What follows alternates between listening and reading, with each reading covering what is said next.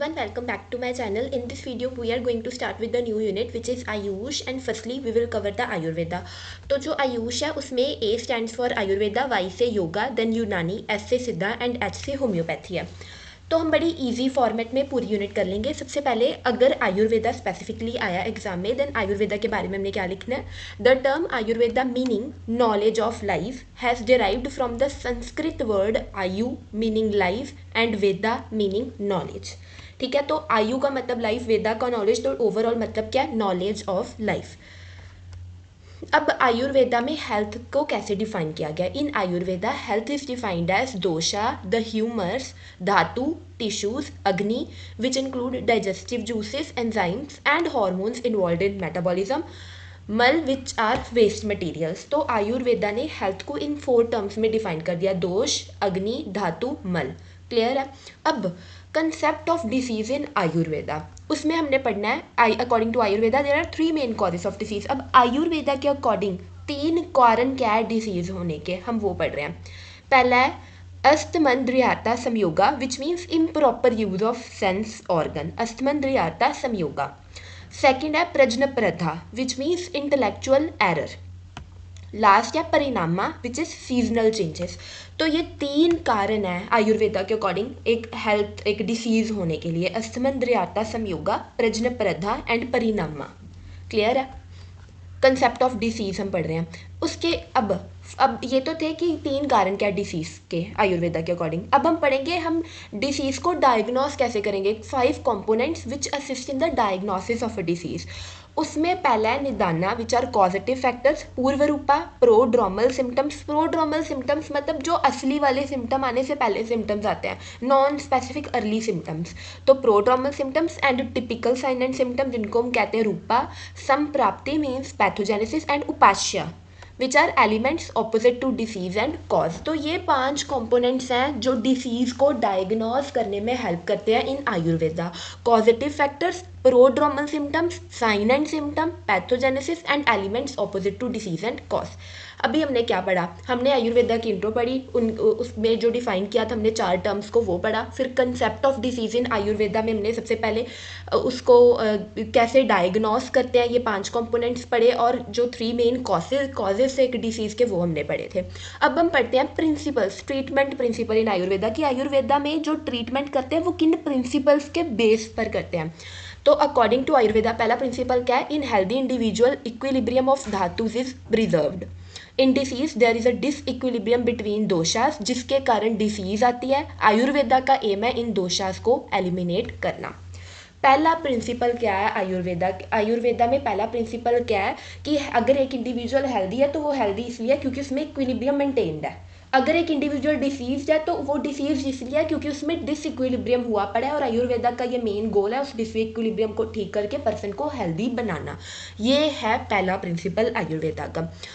और ये इन चीज़ों पे भी फोकस करता है कि डाइट अच्छी होनी चाहिए, hygiene, exercise, yoga and meditation. ये 2 प्रिंसिपल्स हैं आयुर्वेदा में. पहला प्रिंसिपल इक्विलिब्रियम वाला और ये दूसरे प्रिंसिपल्स. अब ट्रीटमेंट कैसे करते हैं, treatment and drugs in Ayurveda. हम पढ़ते हैं ना आयुर्वेदिक ड्रग्स क्या क्या यूज़ करते हैं वो अपने ट्रीटमेंट में. उसमें जो पहला है वो मेथड यूज़ करते हैं शोधना, मतलब शुद्ध करना, that is purification of body by eliminating toxins. शुद्ध करना मीन्स शोधना. सेकेंड है शमना, ट्रीटिंग बॉडी इम्बैलेंसेस, जैसे फ्लूइड इलेक्ट्रोलाइट इम्बैलेंस हुआ पड़ा है तो उसको ट्रीट करना, डैट इज शमना. थर्ड है pathya, modification of diet and activity plan, pathya. फिर rasayana, improving immune system of the patient. Shodhana, shamana, pathya, rasayana, ये 4 इन तरीक़ों से ट्रीटमेंट करते हैं आयुर्वेदा में. अब ड्रग्स कौन कौन से यूज़ करते हैं वो. अब आयुर्वेदा में होल प्लांट्स या उसके पार्ट्स यूज़ करते हैं, कुछ minerals, cardamom and cinnamon, fats, minerals like sulphur, arsenic, lead, copper sulphate, gold, ये यूज़ करते हैं. Animal products like milk, bones, gallstones and narcotics, ये सारे ड्रग्स हैं जो यूज़ करते हैं आयुर्वेदा में. I hope Ayurveda is clear. हम नेक्स्ट करते हैं सिद्धा सिस्टम. पहले मैं तुम्हें ओवरव्यू दे देती हूँ. सिद्धा सिस्टम क्या था, इनको 18 सिद्धास ने बनाया था, और ये तमिल स्पीकिंग रीजन में से ओरिजिनेट हुआ है इंडिया के, और ये क्या कहा जाता है कि 10,000 ईयर्स ओल्ड है. अब हम पढ़ते हैं Siddha system. It is believe to be 10,000 years old, originated from the Tamil speaking regions. Clear है. Believed to be developed by 18 siddhas. Siddhas कौन होते हैं? Who possess the supernatural powers कहा जाता है। ये उन 18 सिद्धास ने बनाया था इसको। इसका कंसेप्ट क्या है? ठीक है, जैसे उसके हमने प्रिंसिपल पढ़े थे ना आयुर्वेदा का, इसका भी कुछ प्रिंसिपल है। क्या है? Healthy soul can only be develop through healthy body, कि अगर तुम्हारी बॉडी हेल्दी है फिर ही तुम्हारी सोल हेल्दी होगी। इसीलिए therefore they developed medicine and method to strengthen the body. अगर बॉडी स्ट्रेंथन होगी तो सोल ऑटोमेटिकली हेल्दी होगी। तो इस प्रिंसिपल पे उन्होंने वर्क किया कि बॉडी को हेल्दी बनाना है, तो उन्होंने बॉडी को हेल्दी बनाने के लिए कुछ ट्रीटमेंट्स एंड मेथड्स बनाए ताकि सोल हेल्दी हो जाए। It recognizes predominance of Vata, Pitta and Kapha in childhood, adulthood and old age. वत में आती हैं वो सारी मूवमेंट जैसे कि हमारी सर्कुलेशन हो रही है, हम ब्रीदिंग कर रहे हैं तो एयर अंदर बाहर जा रही है, ये वाली मूवमेंट, नर्व इम्पल्सिस हमारे अंदर चल रही हैं, वो सारी मूवमेंट। पित्त में आती है डाइजेशन, इसमें आते हैं डाइजेस्टिव जूसेस एंड ऑल। कफ में आते हैं स्ट्रक्चर एंड स्टेबिलिटी, जिसमें आते हैं जॉइंट्स। तो इन्होंने ये तीन टीम्स दी, 3 टर्म्स दी थी सिद्धास ने, वत, पित्त, कफ। According to Siddha medicine, functioning of the body depends on the combination of 7 elements. ठीक है, plasma, blood, muscle, fatty tissue, bone, brain, semen. उनके अकॉर्डिंग इन 7 एलिमेंट्स की फंक्शनिंग पे ही हमारी बॉडी फंक्शन कर रही है। अगर ये सातों के सातों चीज़ें ठीक है तो हमारी बॉडी ठीक रहेगी। ये सिद्धा मेडिसिन के अकॉर्डिंग ये चीज़ थी।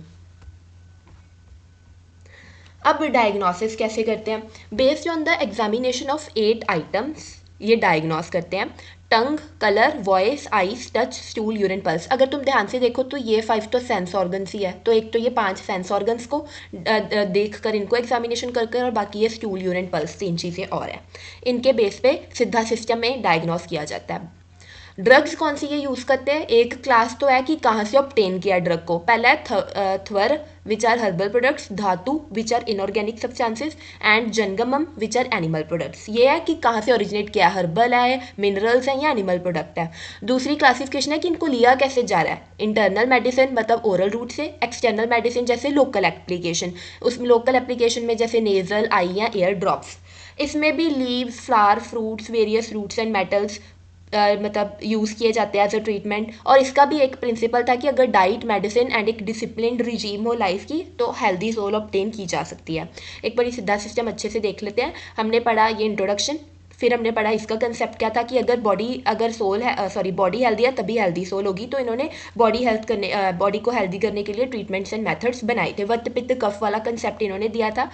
इनके अकॉर्डिंग अगर ये 7 एलिमेंट्स बॉडी में नॉर्मल है तो हमारी बॉडी भी नॉर्मली फंक्शन करेगी। और इनके अकॉर्डिंग इन 8 चीज़ों को एग्जामिनेशन करके हम डायग्नोस बना सकते हैं। इनके अकॉर्डिंग 2 क्लासेस थी ड्रग्स की, कहाँ से ऑब्टेन हुआ है और कैसे यूज़ करें। फिर ये इनका प्रिंसिपल भी सेम है एज आयुर्वेदा। अब हम पढ़ते हैं homeopathy. Homeopathy is an alternative medical system based on 2 main ideas. पहला आइडिया, होम्योपैथी बहुत इंपॉर्टेंट टॉपिक है, इसमें भी 2 प्रिंसिपल्स है। पहला प्रिंसिपल है like cure like. A substance that cause symptoms in a healthy person is believed to cure similar symptoms in a sick person when given in very small amount। अगर एक drug को healthy person को दे रहे हैं और उसमें अगर कोई साइड इफेक्ट आ रहे हैं और अगर एक डिसीज इंडिविजुअल को भी वही ड्रग दे रहे थे तो उसके वो साइन एंड सिम्टम ठीक हो जाएंगे। क्लियर है? एक हेल्दी इंडिविजुअल में जो वो इफेक्ट कर रहा है, जैसा इफेक्ट वहाँ पर ला रहा है, अगर वैसा ही एक डिसीज इंडिविजुअल में पहले से इफेक्ट आ रहा है तो वो नॉर्मल हो जाएगा। इन्होंने ये कहा था। प्रिंसिपल है एक्सट्रीम डाइल्यूशन। अगर हम एक ड्रग को अच्छे से डिल्यूट करके मिक्स करके एक इंडिविजुअल को देंगे तो उस ड्रग की पोटेंसी जो है वो और इंक्रीज हो जाएगी, वो ड्रग और अच्छे से वर्क करेगी। और दूसरा इसका ये बेनिफिट है कि ऑर्गन फेलियर नहीं होगा, उसकी टॉक्सिसिटी रिड्यूस हो जाएगी। होम्योपैथी इन 2 प्रिंसिपल्स पे वर्क कर रही है, like cures like and extreme dilution. Fundamental principles, homeopathy बहुत इंपॉर्टेंट टॉपिक है क्योंकि इसमें ये सारे प्रिंसिपल्स हैं। देखो प्रिंसिपल्स याद करने का तरीका, 3 लॉ वाले हैं, law of similia, law of simplex, law of minimum dose. 3 law वाले क्लियर। 2 डॉक्ट्राइन वाले हैं, doctrine of drug proving, doctrine of drug dynamization. 2 drug वाले क्लियर। 2 थ्योरी वाले हैं, theory of chronic disease, theory of vital forces. 3 law, 2 doctrine, 2 ही theories. अब हम पहले लॉ पढ़ते हैं। पहला लॉ ऑफ सिमिलिया, ये वही कह रहा है जो लाइक क्योर्स लाइक वाला प्रिंसिपल है ना, ये सेम चीज़ ही कह रहा है. It is a method of curing the suffering in a diseased individual by administration of remedies that have capacity to produce similar sufferings in a healthy individual. वही सेम लाइक क्योर्स लाइक, वो कह रहे हैं कि हम एक disease individual को वही ड्रग देकर ठीक कर सकते हैं अगर वो सेम ड्रग एक हेल्दी इंडिविजुअल को देकर उसमें साइड इफेक्ट्स आ रहे हैं. ठीक है, ये कह रहा है law of similia, same like cures like वाला प्रिंसिपल. फिर है लॉ ऑफ सिंप्लेक्स. ये कह रहा है चीज़ों को सिंपल रखो. अगर एक टाइम पे पर्सन एक रिजीम फॉलो कर रहा है तो दूसरी रिजीम्स बीच में नहीं उसको देनी, अदरवाइज टॉक्सिसिटी हो सकती है, बॉडी के लिए हार्मफुल हो सकता है. मतलब ये लॉ कह रहा है चीज़ों को सिंपल रखो. Only one single simple remedy can be administered to patient at one time, otherwise it could be harmful. फिर है लॉ ऑफ मिनिमम डोज. ये वही जो सेकंड प्रिंसिपल था एक्सट्रीम डाइल्यूशन, ये उसको फॉलो कर रहा है law of minimum dose. According to this only a minute quantity of medicine is enough to cause curative changes in a patient, prevent chances of organ damage. कि अगर हम अच्छे से डाइल्यूट करके मिनिमम डोज देंगे तो वो ज़्यादा बेनिफिशियल है, ऑर्गन डैमेज का रिस्क भी कम है. लॉ ऑफ मिनिमम डोज नाम से क्लियर है क्या कह रहा है. डॉक्ट्राइन ऑफ ड्रग प्रूविंग, ये एक मेथड है, पहले ही कह रही हूँ. डॉक्ट्राइन ऑफ ड्रग प्रूविंग उन्होंने कहना it is a systematic investigation and evaluation of a substance on a healthy human being of both sexes, different age groups and people from different places. If given to disease, then accurate picture of drug may not emerge. सुनो, doctrine of drug proving, ये एक method है drug को prove करने का कि वो कितना अच्छा है, कितना बेनिफिशियल है बॉडी के लिए. और वो कैसे प्रूव कर रहे हैं, देखो कैसे कैसे इन्वेस्टिगेट करें, कैसे इवेल्युएट करें. दो अलग लोग लेने हैं, मतलब हेल्दी इंडिविजुअल लेने हैं, डिफरेंट सेक्सेस के लेने हैं, डिफरेंट एज ग्रुप के लेने हैं, और ऐसे के लोग लेने हैं जो डिफरेंट डिफरेंट प्लेसेस से हो. और उनको वो ड्रग देकर देखना है कि उनमें वो अच्छे मतलब कैसे के इफेक्ट आ रहे हैं, ऑर्गन फेलियर या टॉक्सिसिटी वाले सिम्टम्स तो नहीं आ रहे, एडवर्स ड्रग रिएक्शन तो नहीं हो रही. क्योंकि वो कह रहे हैं अगर वही ड्रग एक डिसीज को हम देकर देखेंगे तो हमें अच्छे से एक्यूरेट पिक्चर नहीं मिलेगी. तो हमने ड्रग प्रूव करने के लिए हेल्दी इंडिविजुअल को देना है वो ड्रग. फिर है थ्योरी ऑफ क्रॉनिक डिसीज. ये कहती है कि chronic miasms are the main cause of chronic disease. Miasm मतलब पैथोजन. अगर किसी इंडिविजुअल में बहुत लंबे समय से पैथोजेनिक इन्फेक्शन है तो क्रॉनिक डिसीज होने के कॉजेस वही है. सो क्रॉनिक मियाजम मतलब pathogens are the main cause of chronic disease such as psora, sycosis and syphilis. ये सारी वही पैरासिटिक इन्फेक्शंस एंड ऑल, जितने लंबे समय से उसमें पैरासाइट पड़ा हुआ है उतना क्रॉनिक डिसीज होगी. फिर है थ्योरी ऑफ वाइटल फोर्स. ये थ्योरी ये कहती है कि हमारे अंदर एक वाइटल एनर्जी है जो इनविजिबल है और वो हमारे सारे वाइटल फंक्शंस को कंट्रोल कर रही है. Vital force is the invisible vital energy that control all the vital functions and maintain equilibrium. ये चीज़ ये कह रही है. Doctrine of drug dynamization. Drug dynamization means increasing the healing power or potency of a substance by serial dilution and vigorous shaking. Clear हो गया. Doctrine of drug dynamisation के according अगर हम एक ड्रग लेकर उसको प्रॉपर अमाउंट से dilute करेंगे और अच्छे से शेक करेंगे तो वो उसकी पोटेंसी को, उसकी पोटेंशियलाइजेशन को इंक्रीज करेगी, वो ड्रग ज़्यादा बेनिफिशियल होगी. ये चीज़ कह रही है. तो इस इसमें हमने आयुर्वेदा की, सिद्धा की एंड होम्योपैथी की. अब हम करते हैं यूनानी and yoga.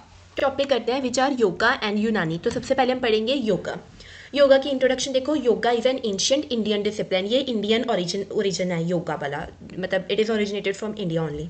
Derived from Sanskrit word yuj meaning union. तो बस जैसा इसका नाम है, इसका एम है to unite body, mind and spirit. इन तीनों चीज़ों को यूनाइट करना इसका मेन एम है. Promotes physical, mental and spiritual wellbeing. ये योगा की इंट्रोडक्शन हो गई. ऑब्जेक्टिव्स क्या है योगा के. Promote physical health and flexibility, improve mental clarity and concentration, improve करना इमोशनल बैलेंस, स्पिरिचुअल ग्रोथ करवानी and overall quality of life को इन्हेंस करना. यह है objective of yoga. Types of yoga. हठ योगा, राज योगा, भक्ति योगा, यंगर योगा एंड कर्म योगा. सबसे पहले हम पढ़ेंगे हाथ योगा. हाथ मतलब हाथ में हा मीन्स सन एंड था मीन्स मून. तो इसका मतलब क्या, हाथ योगा का balance of body and mind. ठीक है. Focus, physical posture, breathing and relaxation. Techniques इसमें क्या यूज़ करते हैं, सूर्य नमस्कार, tree pose, bridge pose and breathing practice. Uses in nursing. Help patients regain strength after illness, improve posture, mobility, flexibility, reduce stress in both nurses and patients. फिर आता है राज योगा। राज का मतलब क्या है? Royal path of yoga. ये इसका मेन मतलब फोकस क्या है? To control mind through meditation and discipline. इसमें मेन क्या था कि पोस्चर को एंड फ्लेक्सिबिलिटी को मेंटेन करना एंड ब्रीदिंग एंड रिलैक्सेशन को भी। और इसका मेन क्या है कि कंसंट्रेशन एंड फोकस को इम्प्रूव करना। तो नर्सिंग में भी इसका वही यूज़ है, कंसंट्रेशन को इम्प्रूव करना, पेशेंस, नर्सिस में पेशेंस को इम्प्रूव करना, साइकेट्रिक पेशेंट्स में ये इमोशनल स्टेबिलिटी में हेल्प कर रहा है, reduces insomnia and anxiety in the hospitalize patient, क्योंकि बेसिकली ये माइंड के साथ है इसका एसोसिएशन इस योगा का। मेडिटेशन कर रहे हैं ना क्योंकि इसमें। थर्ड है karma yoga, meaning performing duty without attachment to result. नाम कह रहा है कर्म योगा, सिर्फ कर्म करो, ठीक है, performing duty without attachment to result. Self, इसका फोकस क्या है? Selfless service and dedication. इसमें हम प्रैक्टिसेस में आता है helping others, voluntary service, nursing care without expecting rewards. So nursing में भी इसका यही यूज़ है, build empathy and reduce occupational stress. फिर आता है भक्ति योगा। इसमें path of love and surrender to God और अ हायर पावर। इसमें मतलब मेन पर्पस इसका यही है कि to surrender ourselves to the God. इसका फोकस क्या है? To improve the faith, prayers, chanting, singing, hymns and rituals. Nursing में क्या यूज़ है? ये जो टर्मिनली इल पेशेंट्स है उनका थोड़ा जो स्पिरिचुअल पावर है उसको इम्प्रूव करना, स्पिरिचुअल बिलीव्स को इनकरेज करना, और जो इनकी फेयर एंड एग्जाइटी है उसको रिड्यूस करना भक्ति योगा से। अयंगर योगा, देखो इसका भी फिर मेन एम या फोकस क्या होगा? बॉडी पोस्चर को इम्प्रूव करना, मसल स्ट्रेंथ को इम्प्रूव करना, ये इसका मेन फोकस है। Yoga of precision, alignment and healing using props. Focus, correct posture, body balance, safe practice for all ages. Uses in nursing, helpful in rehabilitation, chronic pain, arthritis, and preventing nurse back pain. Health benefits of yoga. Physical health benefits क्या है? Improve flexibility and balance, increase strength and stamina, weight management में help करा है। Mental तुम्हें पता है क्योंकि ये कंसंट्रेशन, फोकस, पेशेंस, इन चीज़ों को इंप्रूव करा है, मेमोरी को भी इंप्रूव करा है, एंड बेटर स्लीप के लिए भी हेल्पफुल, एंग्जाइटी को भी ये रिड्यूस कर रहा है। Spiritual, increase self awareness, promote inner peace. Start करते हैं यूनानी। Origin ancient Greece. जो योगा था वो ओरिजिनेटेड फ्रॉम इंडिया एंड इसका ग्रीक ओरिजिन है। Developed by Arab and Persian physician, introduce to India by Arabs and Mughals, flourish in medieval India. ये थी introduction. अब इसकी डेफिनेशन देखते हैं। According to Unani, good health depends on the balance of body fluids which are known as humors. If they go out of balance, illness will occur. Every person has a unique temperament which decides their health and treatment plan. अब कौन से body fluids की इन्होंने बात किया है? इन्होंने किया है blood, phlegm, yellow bile and black bile की बात। इन 4 बॉडी फ्लूइड्स की बात किया है, और इनमें अगर इम्बैलेंस हो गया तो क्या होगा? डिसीज। इनके अकॉर्डिंग मोड्स ऑफ ट्रीटमेंट, यूनानी सिस्टम के अकॉर्डिंग अब हम इन इम्बैलेंसेस को इन 4 तरीकों से ठीक कर सकते हैं। पहला है इलाज बिल गिज़ा, फिर है इलाज बिल दवा, इलाज बिल तदबीर, इलाज बिल याद। सबसे पहले इलाज बिल गिज़ा, ये है डाइटोथेरेपी, फूड बेस्ड ट्रीटमेंट। अगर पर्सन अच्छा फूड खाएगा तो automatically chances of disease would reduce क्योंकि उसका immune system would be strengthened. Second है इलाज बिल दवा, मतलब फार्मा, दवा नाम क्या रहा है? दवा मतलब pharmacotherapy, herbal and mineral drugs इसमें यूज़ करते हैं। फिर है इलाज बिल तदबीर, रेजिमेंटल थेरेपी, प्रॉपर रिजीम के साथ, जैसे डिटॉक्स एंड फिजिकल थेरेपीज। अब ये जो प्रॉपर एक जो फिजिकल थेरेपीज होती है वो एक बार ही में नहीं कंप्लीट, प्रॉपर एक रिजीम होती है कि इतने सेट्स में तुमने इनको कंप्लीट करना है, ठीक है। तो इलाज बिल तदबीर is a proper regime follow करनी है, रेजिमेंटल थेरेपी आती है इसमें। इलाज बिल याद, सर्जरी, माइनर सर्जिकल प्रोसीजर्स। अब हम जो अभी मैंने रेजिमेंटल थेरेपीज की बात की है उसमें क्या क्या है? Cupping therapy, remove toxins, improve circulation. फिर है मसाज, वो क्या करती है? रिलैक्सेशन कॉज करती है, पेन रिड्यूस करती है। लीच थेरेपी आती है ब्लड प्योरिफिकेशन के लिए। स्टीम बाथ जो कि डिटॉक्सीफाई एंड स्किन को भी इंप्रूव करी है। Exercise and rest, balance of body function. तो ये आती है रेजिमेंटल थेरेपीज में, cupping therapy, massage, leech therapy, steam bath, exercise and rest. ये this is a cupping therapy, ये हो गया मसाज वाला, exercise, steam bath, leech therapy. So now we have covered the full Ayush unit. If the topic is clear to you, then please like my video and subscribe to my channel and share as much as you can.